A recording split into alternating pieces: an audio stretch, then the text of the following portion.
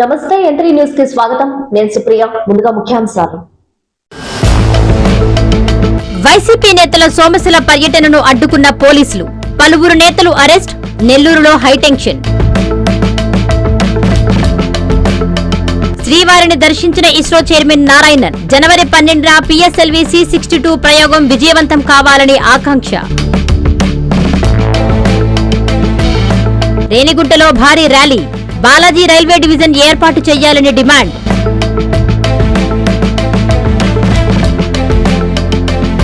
తిరుమల శ్రీవారిని దర్శించిన ప్రముఖులు, పట్టు వస్త్రాలతో సత్కరించిన ఆలయ అధికారులు.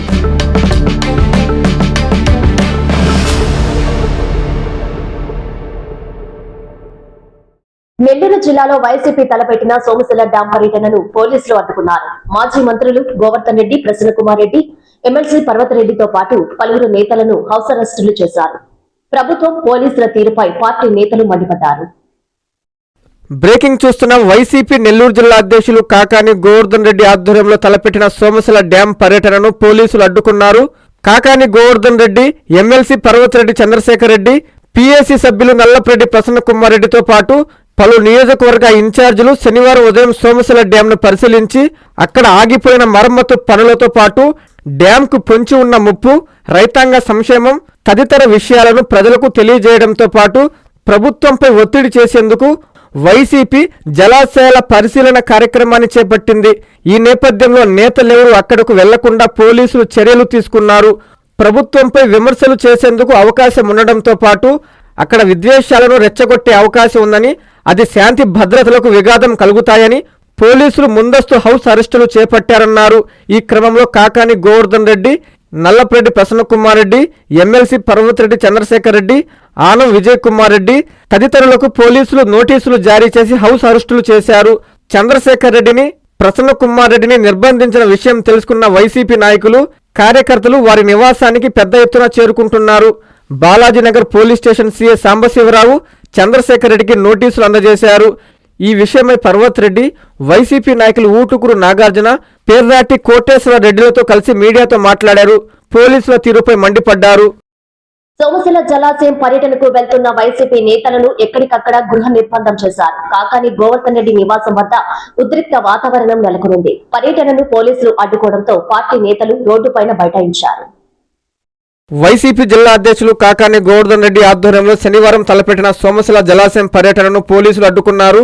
ఎక్కడికక్కడ నేతలను గృహ నిర్బంధం చేశారు.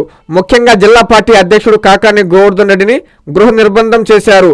ఆయనకు పోలీసులు నోటీసులు జారీ చేశారు. ఉదయం 9 గంటలకే సోమశిలకు వెళ్లాలని నిర్ణయించుకున్నా అప్పటికే పోలీసులు ఆయన్ను ఇంటి వద్ద అడ్డుకున్నారు. ఈ విషయం తెలిసిన వెంటనే వైసీపీ నాయకులు, కార్యకర్తలు పెద్ద ఎత్తున ఆయన నివాసానికి చేరుకున్నారు. ఒక దశలో కాకాని, పోలీసుల మధ్య స్వల్ప వాగ్వాదం జరిగింది. సోమశిలకు వెళ్లి తిరుగుతామని కాకాని అంటున్నా కుదరదు, వెళ్లేందుకు వీల్లేదంటూ ఆయన నివాసం చుట్టూ పోలీసులు మోహరించారు.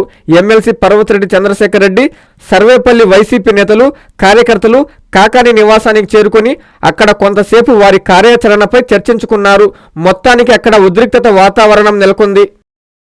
చంద్రబాబు తన నీడను చూసి తానే భయపడుతున్నాడని వైఎస్ఆర్ కాంగ్రెస్ పార్టీ జిల్లా అధ్యక్షులు కాకాని గోవర్ధన్ రెడ్డి అన్నారు. సోమశిల జలాశయ పరిశీలనకు వెళ్లకుండా అడ్డుకోవడంతో పోలీసులపై ఆయన ఆగ్రహం వ్యక్తం చేశారు.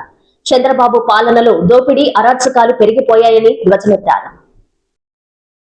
వైసీపీ నేతల అక్రమ హౌస్ అరెస్టులు, నోటీసుల జారీ, సోమశిల జలాశయంకు వెళ్లకుండా వైసీపీ నేతల అక్రమ హౌస్ అరెస్టులకు నిరసనగా నెల్లూరు నగరం డైకాస్ రోడ్డులోని వైసీపీ జిల్లా పార్టీ కార్యాలయం వద్ద జిల్లా పార్టీ అధ్యక్షులు కాకాని గోవర్ధన్ రెడ్డి ఆధ్వర్యంలో ఎమ్మెల్సీ పర్వతరెడ్డి చంద్రశేఖర్ రెడ్డి, మాజీ MLA Kiliveti Sanjeevaiah, rural incharge Anam Vijay Kumar Reddy, యువజన విభాగం అధ్యక్షులు ఊటుకూరు నాగార్జున, విద్యార్థి విభాగం అధ్యక్షులు అశ్రిత్ రెడ్డి, నాయకులు పేర్నాటి కోటేశ్వర రెడ్డి, మందల వెంకట శేషయ్య తదితరులు రోడ్డుపై బైఠాయించారు.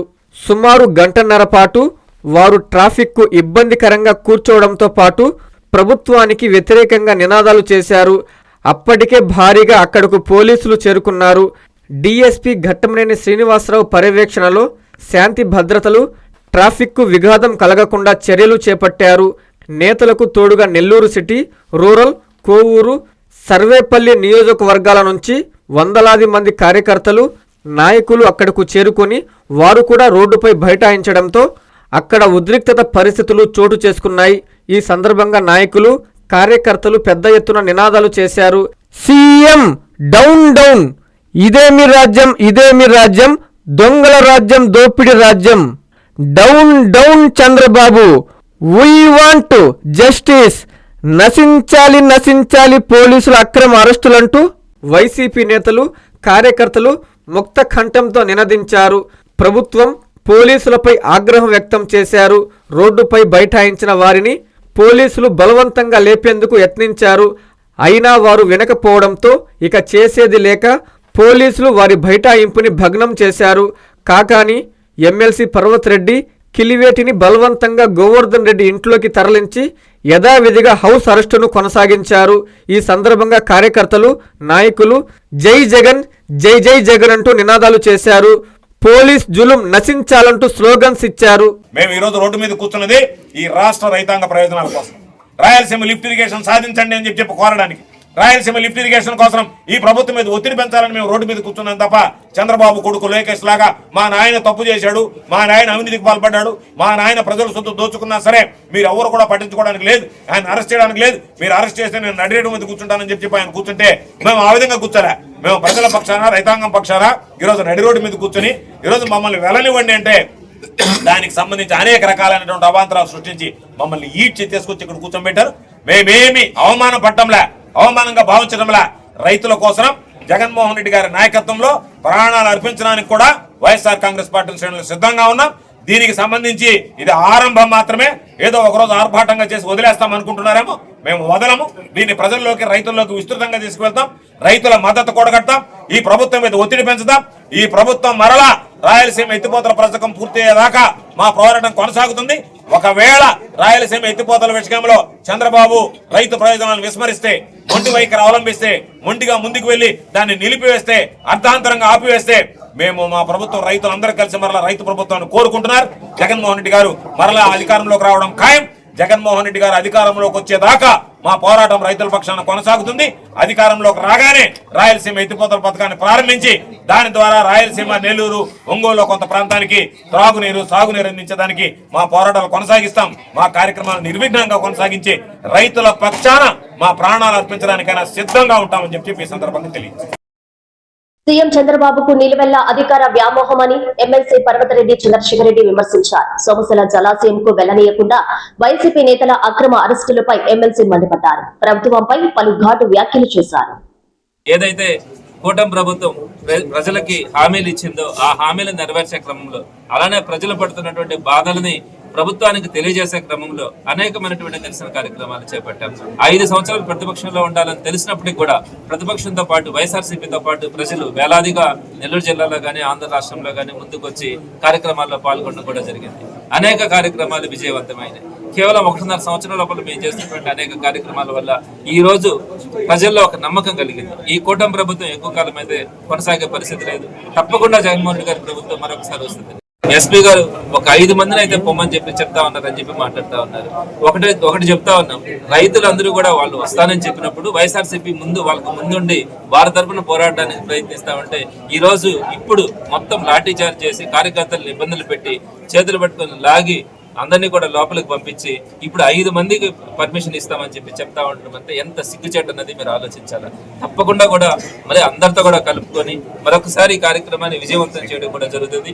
వీరు చేస్తున్నటువంటి ఈ అన్యాయాలు కానీ అక్రమాలు కానీ ప్రజలకి ఎప్పటికప్పుడు తెలియజేయడంలో వైఎస్ఆర్సీపీ ఎప్పుడు కూడా ప్రజల తరఫున పోరాడుతుందని తెలియజేస్తారు.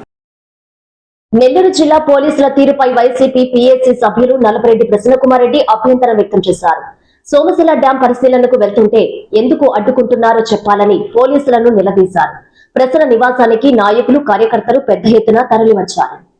మేము సోమశిల డ్యాంను పగలగొట్టడానికి వెళ్లడం లేదు, రౌడీయిజం చేయడానికి వెళ్లడం లేదు. రైతు సమస్యలపై మీడియాతో మాట్లాడి వచ్చేస్తాం. ఇది కూడా తప్ప? ఏం తప్పు చేశామని మమ్మల్ని హౌస్ అరెస్టు చేస్తారంటూ కోవూరు మాజీ ఎమ్మెల్యే పీఏసీ సభ్యులు నల్లపరెడ్డి ప్రసన్నకుమార్ రెడ్డి పోలీసులను నిలదీశారు. వైసీపీ సోమశిల పర్యటన సందర్భంగా ఎవరిని అక్కడకు వెళ్లకుండా ముందస్తు హౌస్ అరెస్టులు చేశారు. ఇందులో భాగంగా నగరంలోని నల్లపరెడ్డి ప్రసన్నకుమార్ రెడ్డిని కూడా హౌస్ అరెస్టు చేశారు. అప్పటికే అక్కడకు చేరుకున్న కోవూరు బుచ్చిరెడ్డిపాలెం నాయకులు కార్యకర్తలతో సోమశిలకు వెళ్లేందుకు సిద్ధంగా ఉన్న ప్రసన్నను పోలీసులు కదలనివ్వలేదు. దర్గామిట్ట సీఐ వచ్చి ఆయనకు నోటీసులు జారీ చేశారు. ఈ సందర్భంగా ప్రసన్న కుమార్ రెడ్డి ప్రభుత్వంపై మండిపడ్డారు. పోలీసుల తీరుపై అభ్యంతరం వ్యక్తం చేశారు. ఏం తప్పు చేస్తే హౌస్ అరెస్టులు చేస్తారంటూ ప్రశ్నించారు. జిల్లా పార్టీ కార్యాలయంకు వెళ్తానన్నా ఆయన్ను కదలనివ్వకపోవడం విశేషం. అనంతరం ప్రసన్న కుమార్ రెడ్డి నాయకులతో చర్చించారు. ప్రతిపక్షాలు కీలకం.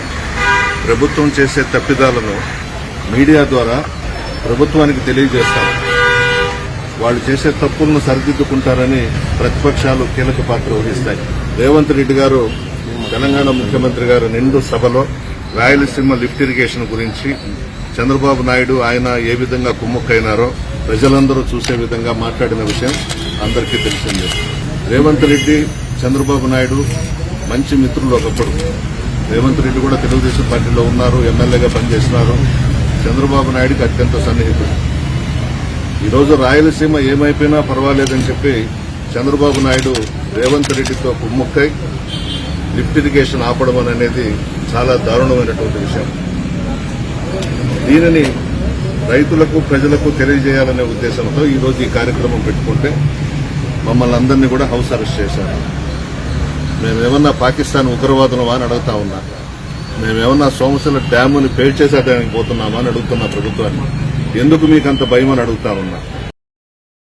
12వ తేదీన పిఎస్ఎల్వి C-62 రాకెట్ ద్వారా EOS N1 ను గగనతలంలోకి పంపనున్నారు. రాకెట్ల ప్రయోగం విజయవంతం కావాలని ఇస్రో చైర్మన్ నారాయణన్ తిరుమల శ్రీవారిని దర్శించుకున్నారు.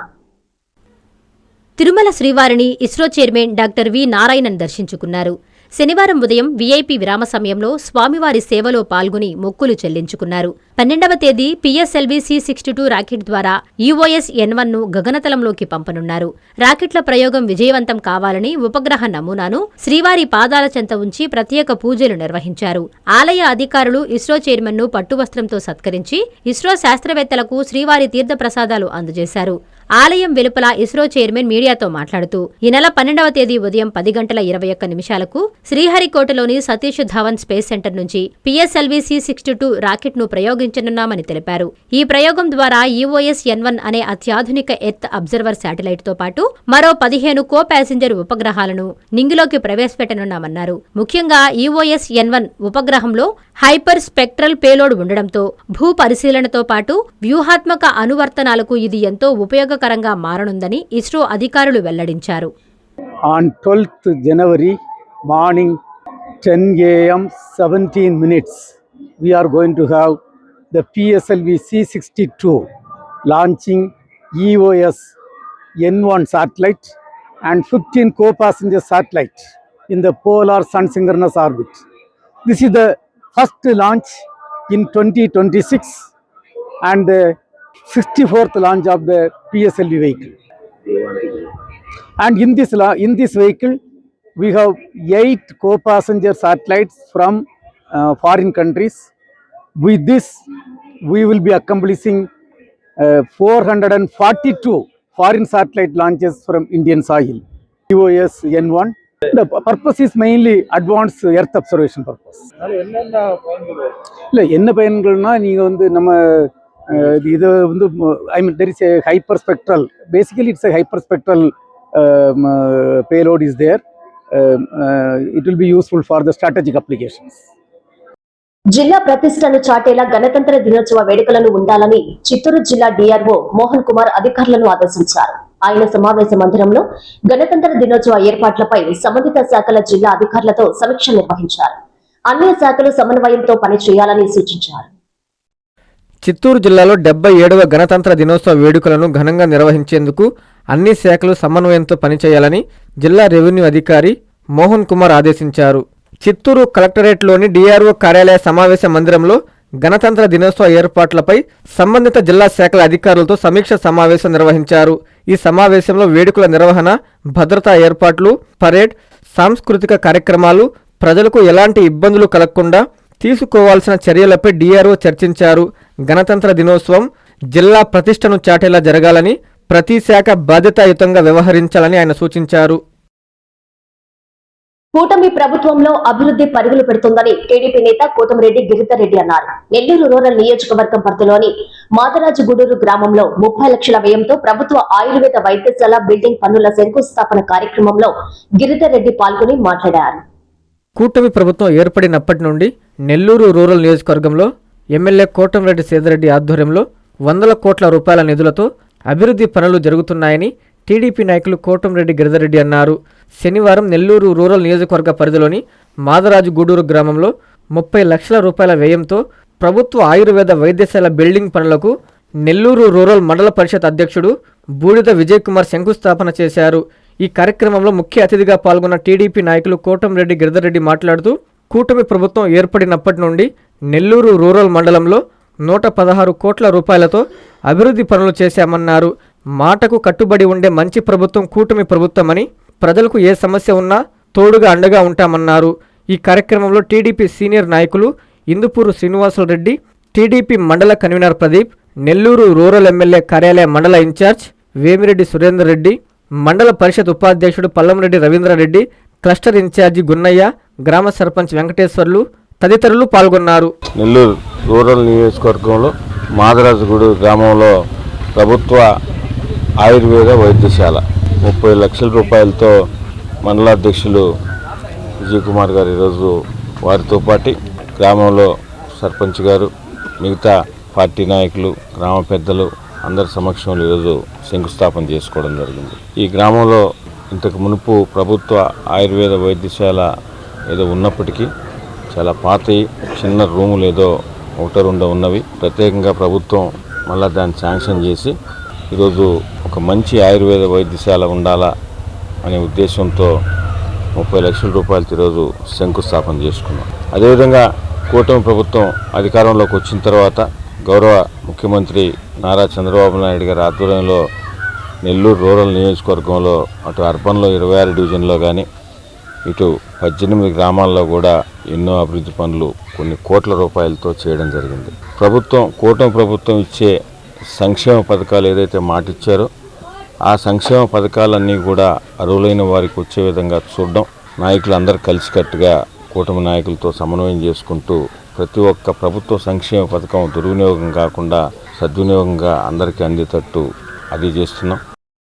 బాలాజీ రైల్వే డివిజన్ ఏర్పాటు కోరుతూ రేణిగుంటలో భారీ ర్యాలీ నిర్వహించారు. రైల్వే పరంగా ఎంతో ఆదాయం సమకూరుస్తున్న ఈ ప్రాంతానికి ప్రత్యేక డివిజన్ ఏర్పాటు చేయాలని కోరారు. పార్టీలకు అతీతంగా స్థానికులు, ఉద్యోగులు ఏకమై ఈ లక్ష్యాన్ని సాధించుకోవాలని కోరారు. తిరుపతి జిల్లా రేణిగుంటలో బాలాజీ రైల్వే డివిజన్ సాధన సమితి ఆధ్వర్యంలో భారీ ర్యాలీ నిర్వహించారు. స్థానిక అంబేద్కర్ విగ్రహం వద్ద ప్రారంభమైన ఈ ర్యాలీ బస్టాండ్, రైల్వే స్టేషన్ మీదుగా గాంధీబొమ్మ సెంటర్ వరకు కొనసాగింది. ఈ కార్యక్రమంలో రైల్వే ఉద్యోగులు, నాయకులు మరియు స్థానిక ప్రజలు పెద్ద ఎత్తున పాల్గొని నినాదాలు చేశారు. ర్యాలీ అనంతరం ఏర్పాటు చేసిన మీడియా సమావేశంలో బాలాజీ రైల్వే డివిజన్ సాధన సమితి కన్వీనర్ గోపాల గిరిధర్ మాట్లాడుతూ కీలక వ్యాఖ్యలు చేశారు. రేణిగుంట రైల్వే జంక్షన్ దేశంలోనే అత్యంత కీలకమైందని, ఇక్కడ బాలాజీ రైల్వే డివిజన్ ఏర్పాటు చేయాల్సిన అవసరం ఎంతో ఉందని ఆయన పేర్కొన్నారు.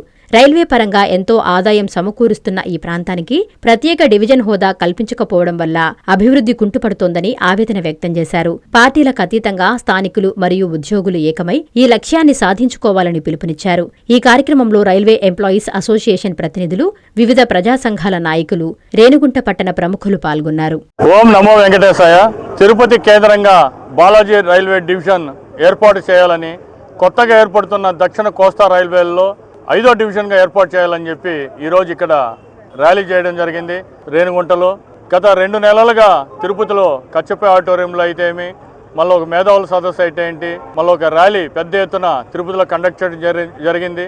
సో ఈ తిరుపతి ప్రాంతం అంటే తిరుపతి, రేణిగుంట, చంద్రగిరి ఈ ప్రాంత ప్రజలందరి ఆకాంక్ష మేరకు ఇక్కడ కేంద్రంగా రైల్వే డివిజన్ ఏర్పాటు ఆవశ్యకత గురించి అందరికీ అవగాహన కల్పిస్తున్నాము. సో లాస్ట్ మంత్లో అశ్విని వైష్ణవ్ రైల్వే మంత్రి గారిని పార్లమెంట్లో రామ్మోహన్ నాయుడు గారు, కేంద్ర పౌర విమానయాన శాఖ మంత్రి గారు ఆధ్వర్యంలో కృష్ణదేవరాయలు గారు, చిత్తూరు ఎంపీ ప్రసాదరావు గారు మరియు తదితర ఎంపీలు అందరితో కలిసి విన్నవించడం జరిగింది. సో ఇక్కడ 30 సంవత్సరాలుగా ఇక్కడ డిమాండ్ ఉంది ఈ తిరుపతి కేంద్రంగా బాలాజీ డివిజన్ ఏర్పాటని. సో 30 సంవత్సరాలుగా ఉన్న డిమాండ్ 2003లో సాకారం అవుతుందనే దశలో చివరి నిమిషంలో విజయవాడకి పక్కన ఉన్న గుంటూరుకి తరలించుకొని పోయినారు. సో అప్పటి నుంచి కూడా ఇక్కడ ప్రజలలో నైరాశ్యం అందుకుంది. ఇక్కడ ఎందుకో ఏదైనా కానీ డెవలప్మెంట్, ఇది రాయలసీమ ప్రాంతం, అందులో ప్రత్యేకంగా చెప్పాలంటే దక్షిణ రాయలసీమ. ఇది అమరావతి కేంద్రంగా 2 డివిజన్లు ఏర్పాటు ఉంది, గుంటూరు విజయవాడ పక్కపక్కనే. అదే ఉత్తరాంధ్ర విశాఖపట్నం కేంద్రంగా ఒక డివిజన్, ఒక జోన్ ఉంది.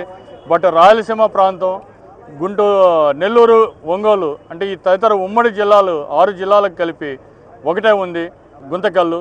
సో ప్రత్యేకంగా దక్షిణ రాయలసీమ ప్రాంతానికి ఏమీ లేదు. సో తిరుపతి కేంద్రంగా తిరుపతి, రేణిగుంట కలిపి సంవత్సర ఆదాయం 400 కోట్ల ఆదాయం వచ్చే స్టేషను. ఇన్ని ట్రైన్లు ఆరిజినేటింగ్ కానీ టెర్మినేటింగ్ కానీ సుమారు 200 ట్రైన్లు రోజు త్రూ ట్రైన్స్తో కలిపి సుమారు 1,00,000 మంది ప్రయాణికులు.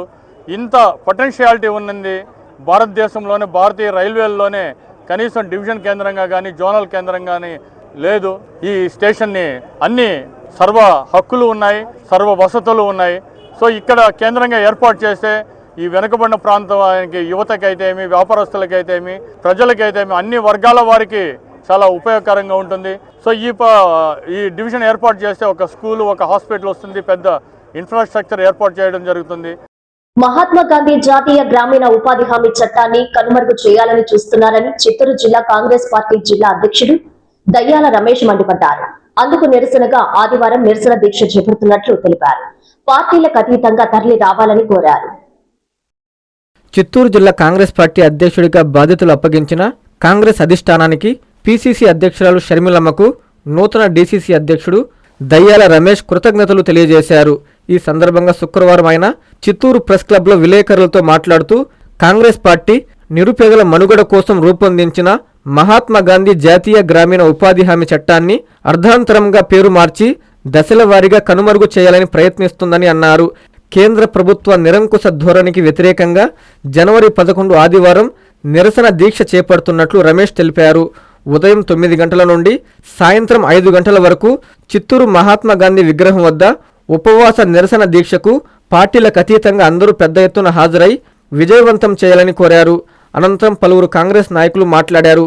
బీజేపీ ప్రభుత్వం కేంద్రంలో ఏ రకమైనటువంటి ఎంత అరాచకమైనటువంటి పరిపాలన జరుగుతుందో మనమందరం గమనిస్తున్నాము. అందులో భాగంగా రాజ్యాంగాన్ని కూడా తూట్లు పొడిచే కార్యక్రమాలు కూడా చేస్తున్నారు.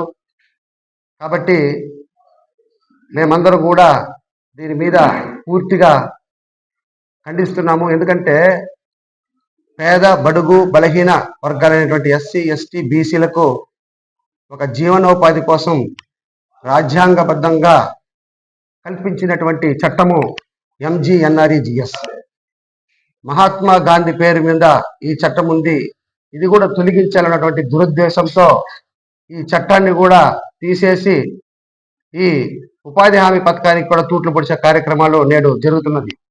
కాబట్టి దయచేసి ప్రతి ఒక్కరూ దీన్ని గమనించాలి, పార్టీలకు అతీతంగా దీన్ని గమనించాలి. మేము దీని మీద పోరాటం చేయదలిచాము. కాంగ్రెస్ పార్టీ తరఫున పెద్ద ఎత్తున దీని మీద కార్యక్రమాలు చేయదలిచాము. కాబట్టి రేపు 11వ తేదీ ఆదివారము 9 గంటల నుంచి 5 గంటల వరకు చిత్తూరు నగరంలో మహాత్మా గాంధీ విగ్రహం వద్ద మేమందరూ కూడా ఒకరోజు నిరాహార దీక్ష చేయదలిచిపెట్టాము. ప్రకృతి ఆరాధకులకు, పక్షుల ప్రేమికులకు పండుగ సమయం వచ్చేసింది. నెల్లూరు, తిరుపతి జిల్లాల సరిహద్దులోని పులికాటి సరస్సు తీరానికి ఖండాంతరాలు దాటి వచ్చిన విదేశీ పక్షుల సందడి మొదలైంది. ఈ విశిష్ట అతిథుల రాకను పురస్కరించుకొని ఆంధ్రప్రదేశ్ ప్రభుత్వం ఏటా నిర్వహించే ప్రతిష్టాత్మకంగా ఫ్లెమింగో ఫెస్టివల్ 10, 11 తేదీల్లో అత్యంత వైభవంగా జరగనుంది.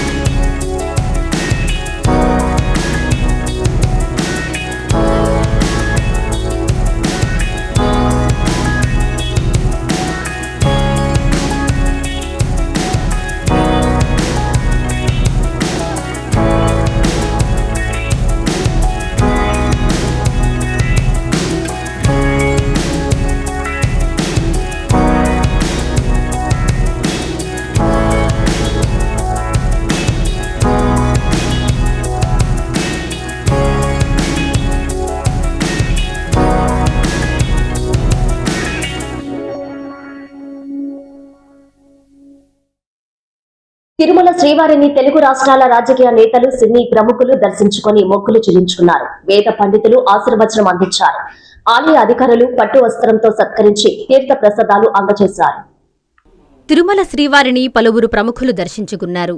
శనివారం ఉదయం వీఐపీ విరామ సమయంలో నటుడు తనికెళ్ల భరణి, మాజీ మంత్రి కారుమూరి వెంకట నాగేశ్వరరావు, మాజీ ఎమ్మెల్యే పెద్దారెడ్డి, మాజీ ఎంపీ గోరంట్ల మాధవ్, తెలంగాణ ఎమ్మెల్యే తలసాని శ్రీనివాస్ యాదవ్ కుటుంబ సభ్యులతో కలిసి స్వామివారి సేవలో పాల్గొని మొక్కులు చెల్లించుకున్నారు. దర్శన అనంతరం వేద పండితులు వేదాశీర్వచనం అందించగా ఆలయ అధికారులు పట్టువస్త్రంతో సత్కరించి శ్రీవారి తీర్థ ప్రసాదాలు అందజేశారు.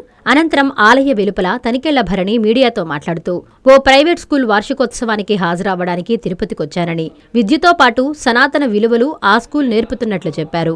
ధనుర్మాసంలో ఆ దేవదేవుని దర్శనం చేసుకోవడం చాలా సంతోషంగా ఉందని అన్నారు.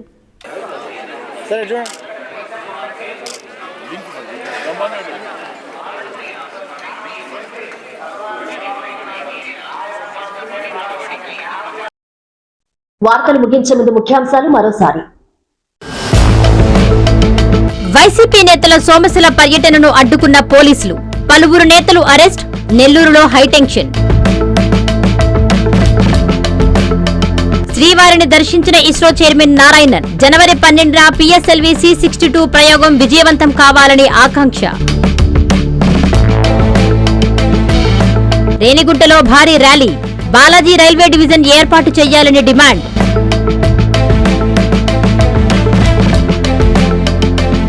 తిరుమల శ్రీవారిని దర్శించిన ప్రముఖులు, పట్టు వస్త్రాలతో సత్కరించిన ఆలయ అధికారులు.